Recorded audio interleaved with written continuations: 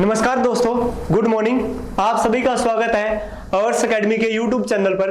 देखिए, जैसे आपको पहले ही कहा गया था कि अवर्स एकेडमी हमारी हिस्ट्री में पहली बार वीएलडी का फ्री कोर्स यूट्यूब पर लेके आई है। इसी प्रकार से मैं आपको पूरी की पूरी एसएस करवाऊंगा। एसएस के जितने भी एमसीक्यू हैं, चाहे वो हिस्ट्री के हों, ज्योग्राफी के हों, पॉलिटिकल साइंस के हों, इकोनॉमिक्स के हों, मैं सारी की सारी एसएस आपको एमसीक्यू के थ्रू सारी की सारी एसएस करवाऊंगा।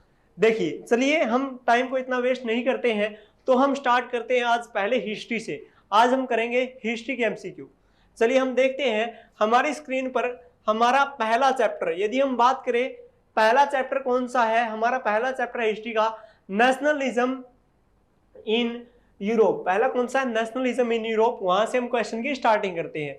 देखिए, पहला क्वेश्चन है, what was the theme of the printing of Frederic Sorrieu. यदि आप पहले 10th क्लास की एनसीईआरटी की बुक देखोगे और पहला चैप्टर है, उस पहले चैप्टर पर ही पहले पेज पर एक क्या मिलती है? प्रिंटिंग मिलती है, पेंटिंग मिलती है, फोटो मिलती है। वो पिक्चर बनाई किसने है? वो पिक्चर बनाई है फ्रेडरिक सरयू ने। किसने बनाई है? फ्रेडरिक सरयू ने बनाई। और ये कब बनाई है? 1848 में। कब बनाई है? 1848 में। क्वेश्चन के जरिए ये पूछना चाहता है कि जो पिक्चर बनाई है वो पिक्चर किसको दिखाती है? वो पिक्चर किसको दिखाती है? वो पिक्चर दिखाती है डेमोक्रेसी को। वो पिक्चर किसको दिखाती है?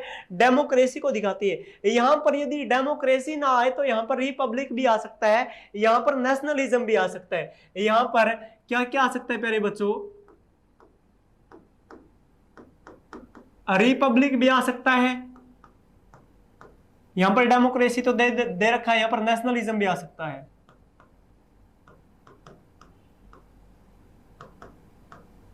यहां पर क्या भी आ सकता है? नेशनलिज्म भी आ सकता है। ठीक है, ये हमारा कौन सा क्वेश्चन था? पहला क्वेश्चन। उसके बाद की बात करें तो अगला क्वेश्चन है, which of the following is not true with the reference of Napoleon. Napoleon कहां पे था? फ्रांस में था। कहां पे था? फ्रांस में था। और ये फ्रांस में 1799 में आया था। और 1799 में आते ही इसने क्या किया था?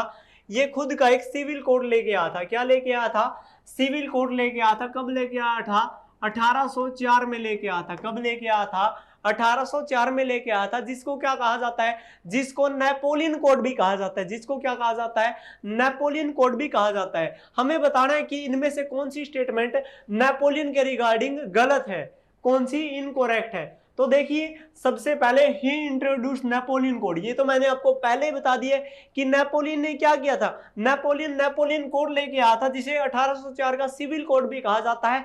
तो पहला ऑप्शन तो आपका बिल्कुल सही हो जाएगा। दूसरा क्वेश्चन क्या है? ही प्रमोटेड डेमोक्रेसी इन फ्रांस। देखो, ये क्वेश्चन ये बिल्कुल ही गलत हो जाएगा। ये बिल्कुल कैसे गलत है? मैंने आपको बता दूं कि जो सिविल कोड लेके आया था उसमें लोगों को हर तरह के राइट थे। राइट टू प्रॉपर्टी भी था, इक्वालिटी बिफोर लॉ भी दिया गया था, लेकिन क्या नहीं दिया गया? पॉलिटिकल राइट नहीं दिए गए। पॉलिटिकल राइट मतलब सफरेज नहीं दिया गया। सफरेज का मतलब होता है मताधिकार, यानी कि वोट डालने का अधिकार। यदि वोट डालने का अधिकार ही नहीं है तो वहां पर डेमोक्रेसी कैसे आएगी? क्योंकि डेमोक्रेसी का मतलब क्या होता है? रूल ऑफ पीपल, यानी कि जहां पर लोग क्या करेंगे? वोटिंग करेंगे। तो आंसर क्या हो जाएगा हमारा?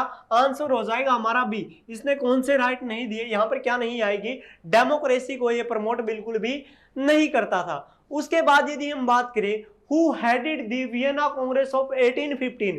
Who headed the Vienna Congress of 1815? मैं आपको बता दूं कि 1850 में क्या होता है? एक वॉर होता है नेपोलियन के बीच, और बहुत सारे राजा नेपोलियन के खिलाफ युद्ध लड़ते हैं। उस युद्ध को, उस वॉर को क्या कहा जाता है? उस वॉर को कहा जाता है बैटल ऑफ वाटरलू। क्या कहा जाता है? Battle of Waterloo. जैसे ही वाटरलू खत्म होता है, बैटल ऑफ वाटरलू खत्म होता है, वहां पर किसकी हार हो जाती है? नेपोलियन की हार हो जाती है। क्या हो जाती है? नेपोलियन की हार हो जाती है। और नेपोलियन की हार के बाद एक ट्रीटी होती है। उस ट्रीटी को क्या कहा जाता है? ट्रीटी ऑफ वियना कहा जाता है। क्या कहा जाता है? ट्रीटी ऑफ वियना कहा जाता है। और ये ट्रीटी ऑफ वियना कब हुई थी? 1850 में हुई थी। और इस ट्रीटी ऑफ वियना को हेड किसके द्वारा किया गया था? ये कौन थे? ये ऑस्ट्रिया के चांसलर थे। ये कौन थे? ऑस्ट्रिया के चांसलर ड्यूक मैटरनिक। कौन थे? ऑस्ट्रिया के चांसलर कौन है? Duke Metternich. याद रखना, ऑस्ट्रिया एक अलग कंट्री है और ऑस्ट्रिया और ऑस्ट्रेलिया दोनों अलग अलग हैं। ऑस्ट्रिया आता है यूरोप में और ऑस्ट्रेलिया अलग से कॉन्टिनेंट है, तो कंट्री भी है। तो इसका क्या आएगा? Austrian chancellor Duke Metternich. क्या आएगा? Austrian chancellor Duke Metternich. उसके बाद आगे क्या आता है, इसके बाद हमारा क्वेश्चन नंबर कौन सा है, फोर्थ है। क्वेश्चन नंबर फोर्थ है, which of the following secret society was founded by Giuseppe Mazzini and वेहर। याद रखना कि जैसे ही नेपोलियन हार जाता है, नेपोलियन के हार जाने के बाद दोबारा से पूरे के पूरे यूरोप में मोनार्की आ जाती है, पूरे के पूरे यूरोप में क्या आ जाती है, मोनार्की आ जाती है। अब कोई नेशनलिज्म को लेकर कोई भी ग्रुप नहीं बन रहा था, लेकिन एक व्यक्ति है इटली का जिसका नाम है गोसिपी मैथ्सिनी। क्या नाम है, गोसिपी मैथ्सिनी।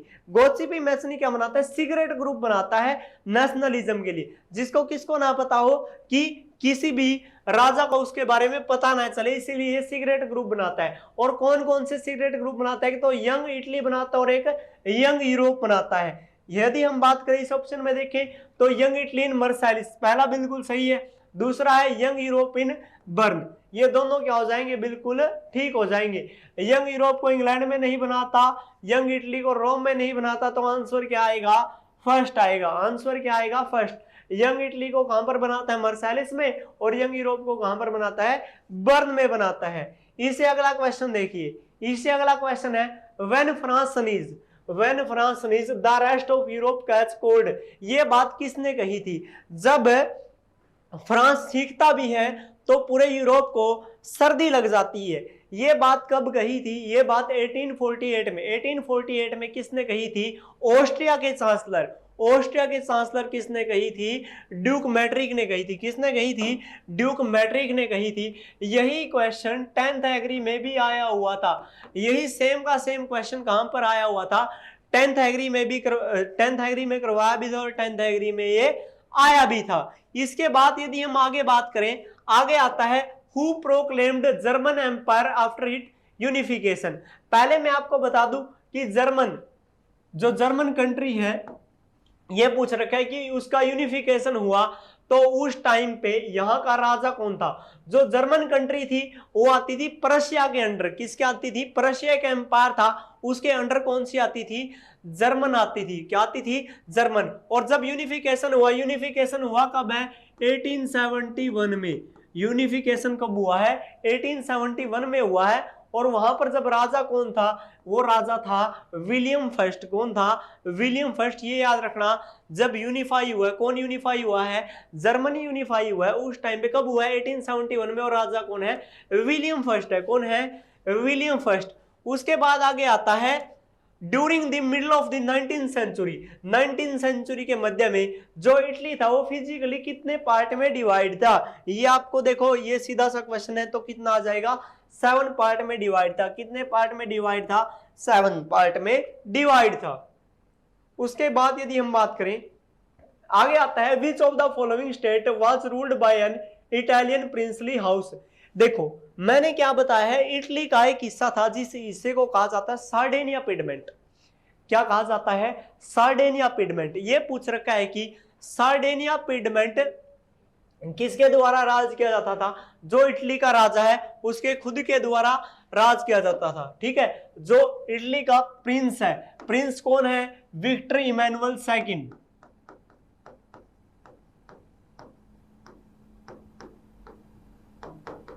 कौन है, विक्टर इमैनुअल सेकंड। ये कौन है, ये राजा है कहां का, इटली का। तो इसके द्वारा कौन सा एरिया क्या किया जाता था, रूल किया जाता था, तो कौन सा आ जाएगा, सार्डेनिया पिडमेंट। कौन सा आ जाएगा, सार्डेनिया पिडमेंट। उससे अगला क्वेश्चन दे रखा है, the process of the unification of the Italy, the process of the unification of the Italy was lead by, कि जब इटली का यूनिफिकेशन हुआ तो ये प्रोसेस किसके द्वारा लीड की गई। ठीक है, यही आ जाएगा कि कौन करेगा, वहां का इटली का राजा। इटली का राजा कौन है, मैंने आपको भी बताया है, कौन है, विक्टर इमैनुअल सेकंड। और वो कहां से राज करता था, सार्डेनिया पिडमेंट से राज करता था। कहां से राज करता था, सार्डेनिया पिडमेंट से राज करता था। तो आंसर क्या हो जाएगा, पहला इसका आंसर हो जाएगा। उसके बाद यदि हम आगे बात करें तो आगे है the act of union between England and resulted in the formation of United kingdom of the great Britain. ये एक एक्ट ऑफ यूनियन साइन हुआ था। क्या हुआ था, एक्ट ऑफ यूनियन साइन हुआ था दो देशों के बीच, और उनके साइन के बाद एक प्रोसेस बनी थी। क्या बना था, इंग्लैंड से यूनाइटेड किंगडम बना था। तो ये एक्ट, पहले तो हम देखते हैं ये एक्ट कब साइन हुआ था, act of union. Act of union कब साइन हुआ था? 1707 में। 1707 में क्या साइन हुआ था? एक्ट ऑफ यूनियन साइन हुआ था। और ये किस किस के बीच में हुआ था? ये इंग्लैंड और स्कॉटलैंड के बीच हुआ था। किसके बीच हुआ था? इंग्लैंड और स्कॉटलैंड के बीच हुआ था। आंसर क्या आ जाएगा? इसका आंसर आ जाएगा सी प्यारे बच्चों। उसके बाद यदि हम बात करें, dash was a female allegory which representative the people's nation in France. देखो इसमें सबसे पहले एक दिया गया है एलिगोरी। हमें देखना है एलिगोरी क्या होती है। देखो जब पूरे के पूरे यूरोप में नेशनलिज्म की बात हो रही थी, आपके पहले दो क्वेश्चन है, आपके पहले दो चैप्टर है, nationalism in Europe, nationalism in India. देखो यदि आप नेशनलिज्म की बात करें तो नेशनलिज्म का मतलब होता है हिंदी में राष्ट्रवाद।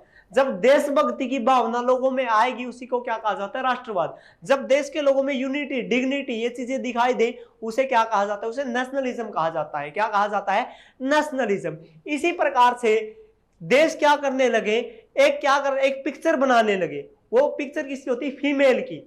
उस फीमेल की पिक्चर जो इमोशनली कनेक्ट करते हैं, क्या करते हैं? देश के साथ, कंट्री के साथ इमोशनली कनेक्ट करती है, उसे क्या कहा जाता है? एलिगोरी कहा जाता है। जैसे हम क्या करते हैं, जैसे हम इंडिया की एलिगोरी हम भारत माता को मानते हैं, उसी प्रकार से यहां पर पूछ रखा है कि फ्रांस की एलिगोरी क्या थी? मैराइन थी। क्या थी? मैराइन थी। यदि आपसे पूछ ले जर्मनी की एलिगोरी,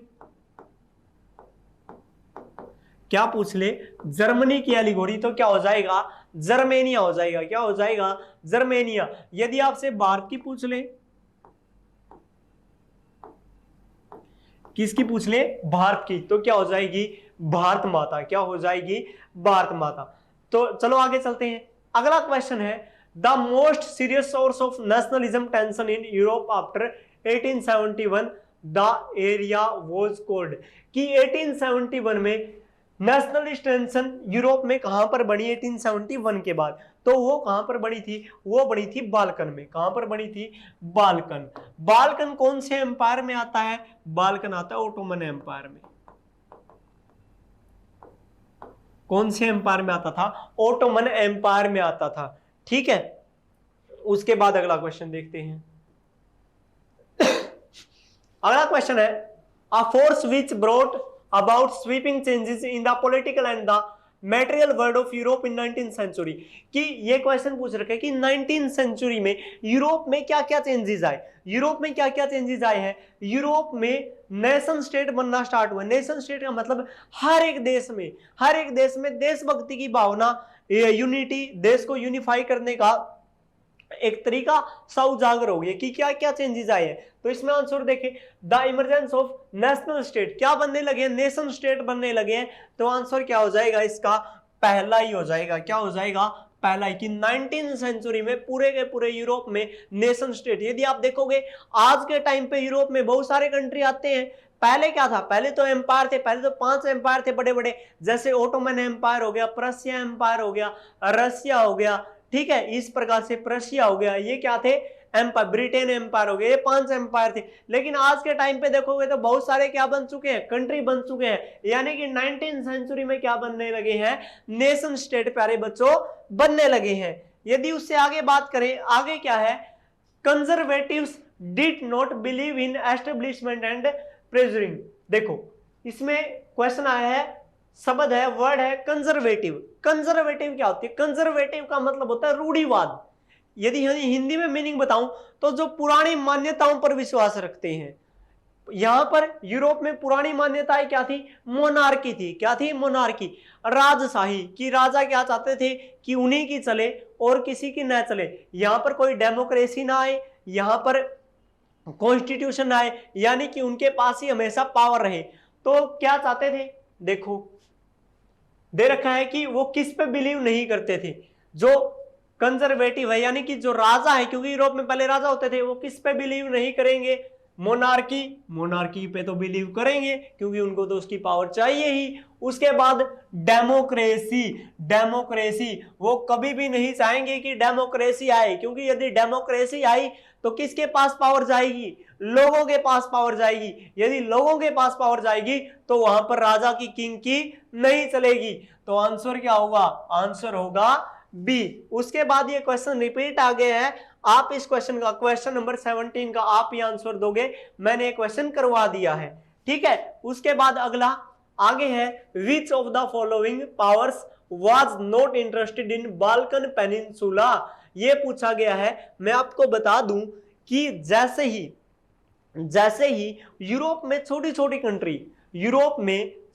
कंट्री इंडिपेंडेंट होती है, तो यूरोप की बड़ी कंट्री उनके ऊपर कब्जा, इंपीरियलिज्म, साम्राज्यवाद करने की सोचती है, उनको अपने अंडर लेने की सोचती है, ठीक है। ये पूछ रखे है कि उनमें से कौन सी जो कंट्री थी, जो बाल्कन में छोटी छोटी कंट्री थी, बनी थी, उनके ऊपर अपना पावर दिखाने के लिए इंटरेस्टेड नहीं थी। इंग्लैंड भी था, रशिया भी था, जर्मनी भी था, लेकिन जापान तो आता ही किसमें है, एशिया में आता है, तो जापान इनमें इंटरेस्टेड नहीं था। तो आंसर क्या हो जाएगा, जापान हो जाएगा। क्या हो जाएगा, जापान। एक बात याद रखना, जो ये बाल्कन एरिया है ओटोमन एम्पायर में आता है। जब यहाँ छोटी छोटी कंट्री इंडिपेंडेंट हुई थी, तो यूरोप की बड़ी कंट्री इनके ऊपर कब्जा करना चाहती थी, और इनके बीच में एक युद्ध हुआ था। इनके बीच में क्या हुआ, बाद में युद्ध हुआ। वही युद्ध किसका कारण बना था, वर्ल्ड वॉर फर्स्ट का। किसका कारण बना था, वर्ल्ड वॉर फर्स्ट का। और वर्ल्ड वॉर फर्स्ट कब से कब तक हुआ है, 1914 से 1918 तक। कब हुआ है, 1914 से 1918 तक। इसके बाद यदि हम आगे बात करें, आगे आता है, which of the following is true regarding how the new artist depicted liberty during the French revolution. यह बताता है कि जो नए नए आर्टिस्ट थे वो किस तरह से लिबर्टी को, स्वतंत्रता को दर्शा रहे थे। यानी कि आर्टिस्ट है तो क्या बनाएगा, कोई पिक्चर बनाएगा, और मैंने आपको पहले ही बताया था कि एक फीमेल पिक्चर बनेगी जो किसको दर्शाती है, इमोशन को दर्शाती है, अपनी कंट्री के साथ यूनिटी को दर्शाती है। वो क्या बनाएगा, एक फीमेल की पिक्चर बनाएगा, फीमेल एलिगोरी बनाएगा। और साथ में क्या होगा, जो पहली पिक्चर थी एक तो वो बनाएगा, और दूसरा देखो अ फीमेल फिगर, क्या है, एक फीमेल फिगर है जिसके हाथ में क्या है, टॉर्च ऑफ इनलाइटमेंट। किसको दिखाती है, उसके हाथ में एक टॉर्च है, वो दिखाती है कि अब लोगों को लिबर्टी, आजादी मिलेगी। और उसके हाथ में क्या है, राइट्स, अधिकार पत्र है कि लोगों को ये अधिकार मिलेंगे। तो आंसर क्या हो जाएगा, आंसर हो जाएगा 17 का ए। क्या हो जाएगा, 17 का ए क्या हो जाएगा हमारा, बिल्कुल है करेक्ट आंसर हो जाएगा। उसके बाद यदि हम अगले क्वेश्चन की बात करें, आगे आता है, who among the following was describe as the most danger enemy of social order by Duke Metternich. देखो ड्यूक मैट्रिक ने क्या किया था प्यारे बच्चों, ड्यूक मैट्रिक ने एक स्टेटमेंट दी थी, और वो स्टेटमेंट क्या थी, the most dangerous enemy of social order. कि सोशल ऑर्डर का एक व्यक्ति क्या है, डेंजरस एनिमी है। ये किसके बारे में बताई थी, ये बात बताई थी गोसिपी मैथ्सनी के बारे में। किसके बारे में, गोसिपी मैथ्सनी के बारे में कहा था। क्यों कहा था, क्योंकि जो कौन है, ड्यूक मैट्रिक क्या चाहता है, ये चाहता है कि यूरोप में मोनार्की बनी रहे, और गोसिपी मैथ्सनी क्या चाहता था कि नेशनलिज्म आए। इसीलिए डेंजरस एनिमी सोशल ऑर्डर का किसे कहा गया, गोसिपी मैथ्सनी को कहा गया। किसने कहा, ड्यूक मैट्रिक ने। किसने कहा, ड्यूक मैट्रिक ने। उससे अगला क्वेश्चन हमारा कौन सा है, उससे अगला क्वेश्चन है, which of the following became the female allegory of the German nation. कि जर्मन की फीमेल एलिगोरी कौन सी है, ये मैंने आपको ऊपर ही बता दिया है। इसका आप खुद जवाब दोगे कमेंट में, इसका आप जवाब खुद क्या करोगे, कमेंट में जवाब दोगे। उसके बाद देखो, उससे अगला क्वेश्चन है, Which of the following treaty organized Greece as an independent nation? मैंने आपको पहले बताया है, यदि कोई भी वॉर होता है, कोई भी देश इंडिपेंडेंट होता है, तो उससे पहले क्या होता है, उससे पहले ट्रीटी होती है। उससे पहले क्या होता है, ट्रीटी। इसी प्रकार से ये पूछ रखा है कि ग्रीस यदि हम बात करें, सबसे पहले तो कौन से एम्पायर में आता है, ये ओटोमन एम्पायर के अंडर में आता था। कौन से एम्पायर के अंडर में आता था, ओटोमन एम्पायर के अंडर में आता था। तो इसके लिए एक संधि होती थी, एक क्या होता था, ट्रीटी हुई थी जब ये इंडिपेंडेंट हुआ। वो ट्रीटी कौन सी थी, ट्रीटी थी कॉन्स्टेंटिनोपल ट्रीटी। हिंदी में इसे क्या कहा जाता है प्यारे बच्चों, कस्तूतुनिया की संधि। क्या कहा जाता है, कस्तूतुनिया की संधि कहा जाता है। यदि आपसे पूछ ले कि ट्रीटी ऑफ कंस्टेंटिनोपल हुई कब थी, यदि आपसे ये पूछ ले कि ये ट्रीटी हुई कब थी, तो कब हुई थी? 1832 में हुई थी प्यारे बच्चों। कब हुई थी? 1832 में। और ग्रीस इंडिपेंडेंट भी कब हुआ था? 1832 में ही हुआ था। कब हुआ था? 1832 में हुआ था। इसी प्रकार से हमने आज क्या किया है, हमने आज हमारे जो मोस्ट इंपोर्टेंट 20 क्वेश्चन है जो कि वीएलडी के एग्जाम में आपको देखने को मिल सकते हैं वो करवाए हैं। इसी प्रकार से हम क्या करेंगे, जितने भी हमारे इंपॉर्टेंट क्वेश्चन है सारे के सारे हम एमसीक्यू वाइज पूरे के पूरे सिलेबस को क्या कर देंगे, कवर कर देंगे। में यही बात। Happy independence day. जय हिंद, जय भारत माता।